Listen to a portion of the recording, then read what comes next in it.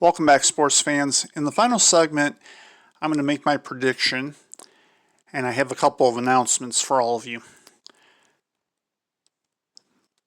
This is a tough one for me.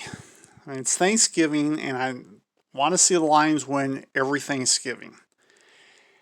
They haven't the last few years, and I believe 2017 was the last year they won on Thanksgiving when they beat the Vikings, if I remember correctly.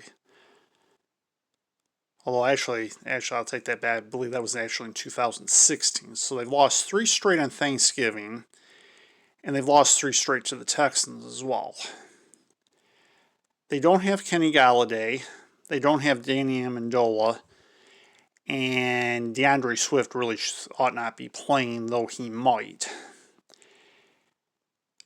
If he plays, I could see if he lasts the entire game where that might make the difference between he and Adrian Peterson. But even without him, with Adrian Peterson and Kerryon Johnson against a team, and I incorrectly stated before, is giving up almost 170 yards rushing per game. I meant to say 160. I think if the Lions can get to 130, that would be a good number. I don't know if that's going to be enough for them to win, though. I think they're going to have to go over 150 for sure to have a chance to win. And if they were fully healthy against this Texans team, I think they would be able to win going away and perhaps in a blowout. But it's going to be a close game.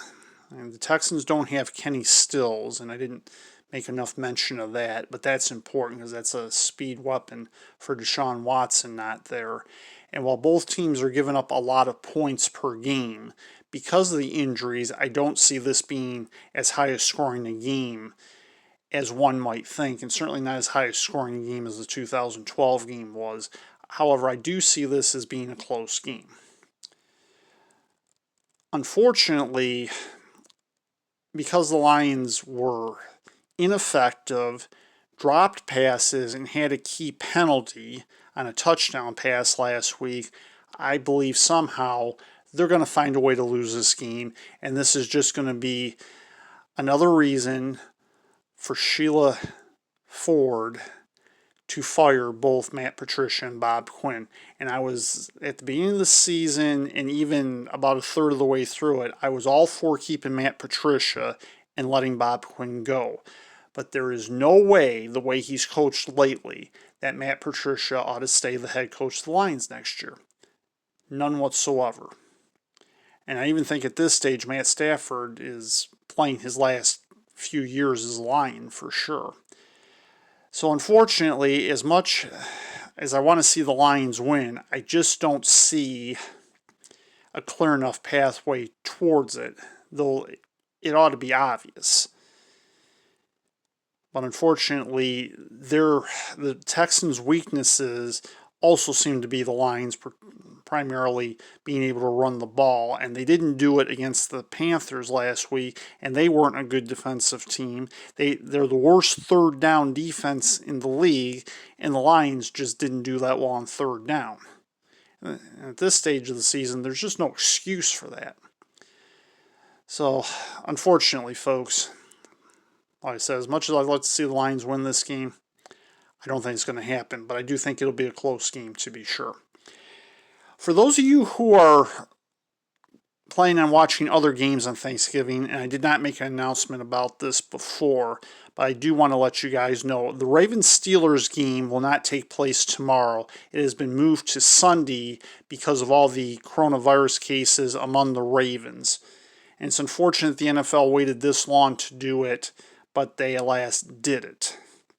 So bear in mind, this Ravens-Steelers game will be Sunday and not tomorrow. And this will be the first time since 2005 that there have only been 2 Thanksgiving Day games. Finally, I want to thank the 4 new subscribers for subscribing the last few days. I'm very thankful to you for this, which is ironic, since this is the Thanksgiving special. But I am very thankful. I'm thankful to all you who listen to this. I'm thankful for all the support you've given me for all this throughout this time and for this season, which I believe for a lot of us has been our most trying one.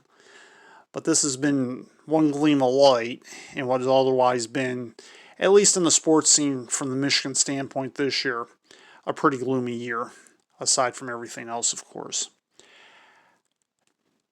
Don't forget about the college football recap, which will be Friday, where I will talk about the Wolverines' game with Rutgers, and I will preview their game with the Nittany Lions, as well as the Spartans' game with the Northwestern Wildcats.